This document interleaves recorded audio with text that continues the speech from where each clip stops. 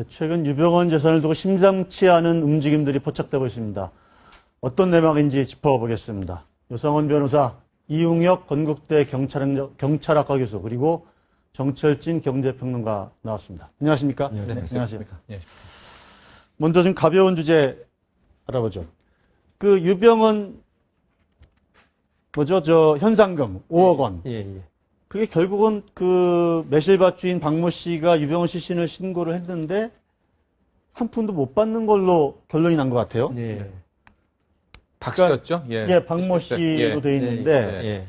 그러니까 뭐 그래도 이제 유병헌 시신을 신고를 한 거기 때문에 어느 정도 뭐 5억 원 다는 아니더라도 일부는 받을 수도 있지 않을까 이런 생각을 좀 해보긴 했었는데. 현상금에 그게 이제 민법적으로 말하면 현상 광고라 그럽니다. 그러면 민법에 그 계약중에 나와 있는데 현상 광고라고 있는데, 근데 그 조건이 뭔가가 중요한 겁니다. 네. 그러니까 살아있는 사람을 발견해서 수사에 도움을 주는 걸 조건으로 했느냐. 네. 하여튼 유병헌의 소재가 어디 있든지 죽었든지 살았든지 네. 유병헌이 있는 걸 신고하는 게 현상의 조건이냐. 예. 그 조건이 어떤지는 모르겠는데 일반적으로는 이 수사에 도움을 받기 위해서 현상 광고를 하거든요. 그렇죠. 근데 유병헌이 지금 유병헌인지도 몰랐지만 알았다 하더라도 사체를 발견했을 때 과연 여기에 대해서 현상금을 줄 것인가는 그 현상 광고의 내용에 따라 다르고 안 주는 게 맞다고 생각합니다.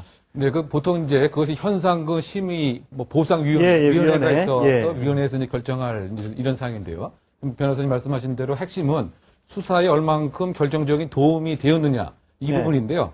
비근한 사례가 그 작년인가요? 그 탈주범이었죠. 역시 그 이대우가 이제 탈주를 해서 그 부산 지역에서 이렇게 배회를 하고 있다가 결국 두 분이 신고를 했어요. 그때도 이제 그 포상금은 지금처럼 많지는 않았지만 한 1,000만 원 정도 뭐 이렇게 된 것으로 알려져 있는데요.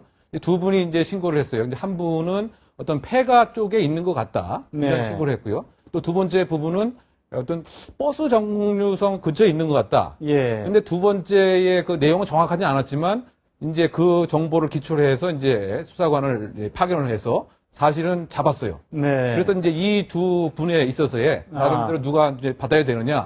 논란이 좀 있었는데 제 기억에 의하면 한 8대2의 비율로.